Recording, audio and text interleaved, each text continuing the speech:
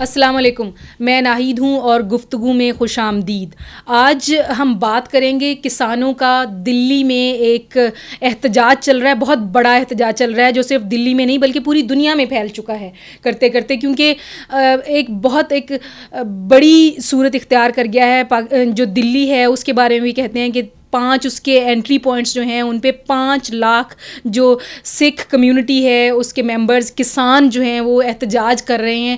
جو مودی گورنمنٹ ہے انہوں نے ایگریکلچر ریفارمز لائی ہیں جو ان کے اوپر، اس پہ ہم بات کریں گے۔ ہمارے بہت ہی پیارے سے ساتھی جو ہیں، ایک کہنے لیڈر جو ہیں، انہوں نے ایک گلہ کیا ہے حمزہ صاحب، اور گلہ انہوں نے یہ کیا ہے کہ پاکستان ساڈے نال کھڑا ہوئے۔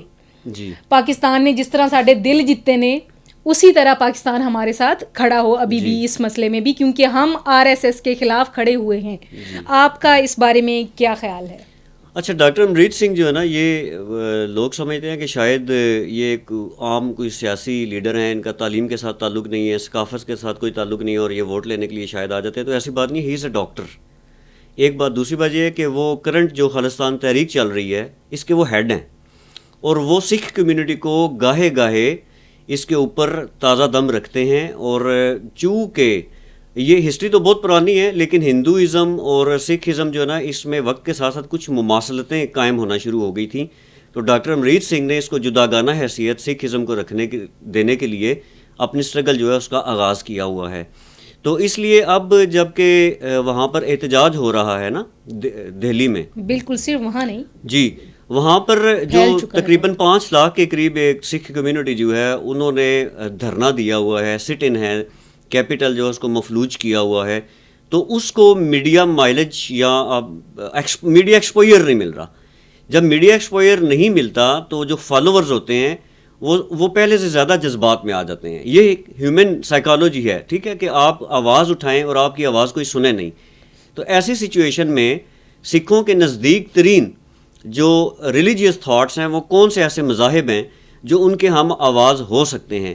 اس کے لیے اگر آپ 550 سال پیچھے چلے جائیں تو جب سکھ مذہب کی بنیاد رکھی گئی تھی حضرت گرو نانک صاحب نے، تو اس وقت ان کی ڈیتھ پر بھی اسی طرح کا ایک چھوٹا سا اختلاف ہوا تھا، کیونکہ انہوں نے قرآن پاک کو پنجابی میں ٹرانسلیٹ کیا تھا، گرنتھ لکھی تھی انہوں نے جب، تو سکھوں کو یہ کہا تھا کہ ہدایات آپ قرآن پاک سے لیا کریں، تو مسلمانوں نے کلیم کیا کہ ان کا تدفین اور تکفین جو ہے وہ اسلامک پوائنٹ آف ویو سے اور ٹیچنگز کے مطابق ہونی چاہیے۔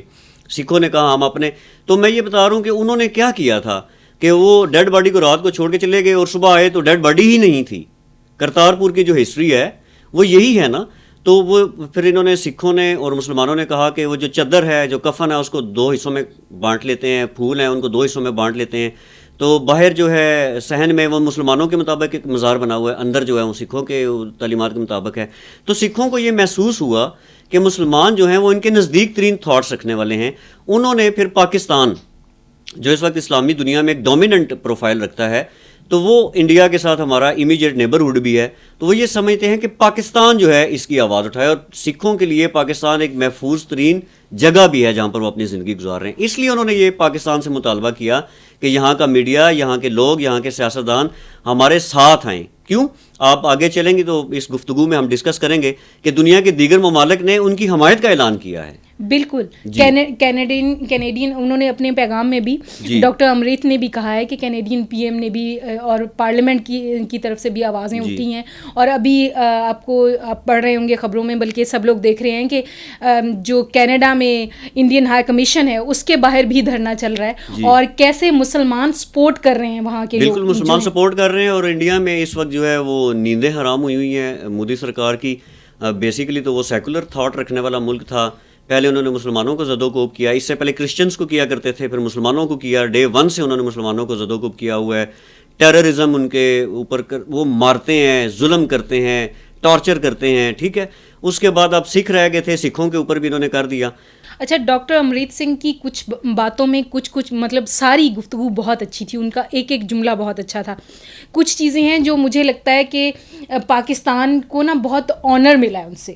پہلی بات تو یہ کہ ہی ٹرسٹڈ پاکستان, اور اس کا مطلب یہ ہے کہ وہ سمجھتے ہیں کہ پاکستان اتنی بڑی طاقت ہے جو اتنی بڑی آواز اٹھا سکے انٹرنیشنل لیول پہ بھی. اور جیسے ہم نے ڈوزیئر وغیرہ تھا ہمارا چل رہا تھا نا پچھلے, سارا ایک سینیریو بنا ہوا ہے, اس میں اس بات کا آنا آپ کو نہیں لگتا کہ کمپلیمنٹنگ ہے کہ ہمارا جو نیریٹو ہے وہ چل رہا ہے, اٹھ رہا ہے؟ یہ تو آبویس ہے. آپ یہ دیکھیں کہ ہم ساری دنیا کو بڑے عرصے سے بتاتے ہوئے آ رہے ہیں کہ یہ مودی سرکار جو ہے یہ کبھی بھی مسلمانوں کو سر اٹھانے نہیں دیں گی. انہوں نے ہندوتوا جو ہے, کسی اقلیت کو بھی نہیں, ہندوتوا کو انہوں نے پروموٹ کرنے کی کوشش کی. بالکل. آج سکھ کمیونٹی بھی یہی کہہ رہی ہے کہ یہ ہندوتوا کو پروموٹ کر رہے ہیں اور ہم اس کے خلاف کھڑے ہیں.